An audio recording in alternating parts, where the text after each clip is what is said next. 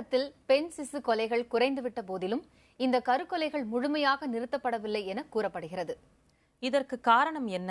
இதை முழுமையாக தடுக்க எத்தகைய நடவடிக்கைகள் எடுக்கப்பட வேண்டும் என பொதுமக்களிடம் கருத்து கேட்டது புதிய தலைமுறை. அதற்கு மக்கள் தெரிவித்த கருத்துக்கள் சிலவற்றை இப்போது பார்ப்போம்.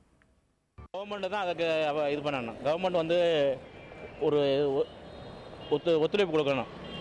அதாவது இப்போ ரெண்டு பெண் குழந்தை உள்ளவங்களுக்கு வந்துக்கிட்டு தனிப்பட்ட முறையில் வந்துக்கிட்டு இது பள்ளி படிப்புக்கு எதுக்காவது ஹெல்ப் பண்ணாங்கன்னா அந்த இதை குறைக்கிறதுக்கு சான்ஸ் இருக்குது.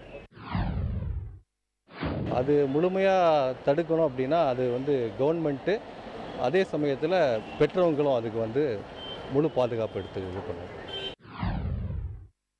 பாதிக்கப்பட்டவங்களோட இவங்க இந்த விழிப்புணர்வு எல்லாருக்குமே இருக்கணும். புரியுதுங்களா? தப்பு நடந்துக்கணும், நம்ம தப்பு தடுக்கலாம் முடியாது, நம்ம பார்த்துலாம் இருக்க முடியாது. அவங்கவுங்க மனசுக்கு என்னென்ன போடுதோ அதுதான் நம்ம பண்ணிக்க முடியுமா கோசம் இது முழுமையாக தடுக்க முடியாது. இப்போ நீங்கள் சொல்கிறத பார்த்தா அரசாங்க பதிவேட்டில் பெண் சிசுக்குள்ளே இருக்கக்கூடாதுன்றாங்க. இது தெரிஞ்சே தப்பு பண்ணுறாங்க. குழந்தைய தூக்கி குப்பை தொட்டியில் போட்டு போயிடுறாங்க, பிறந்த குழந்தைய குப்பை தொட்டியில் போட்டு போயிடுறாங்க. இதெல்லாம் இது மாதிரி நடக்க தான் அவங்களே தான் உணர முடியுமா கோசம் நம்மளாம் இதெல்லாம் ஒன்றுமே பண்ண முடியாது சார். மக்களுடைய வாழ்வாதாரம் உயர்ந்தாதான் பெண் பிறந்தால் எங்களுக்கு பாரம், அதை கல்யாணம் பண்ணி கொடுக்கணும், அதுக்கு வசதி இல்லை, இதை பார்த்து தான் நிறைய இடத்துல கொலை பண்ணுறாங்க.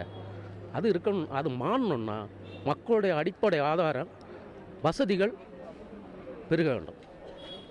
வசதிகள் பெருகும்போது தனக்கு ஆண் பிள்ளையும் பெண் பிள்ளையும் சமமாக நினைப்பாங்க, கொலை பண்ண மாட்டாங்க.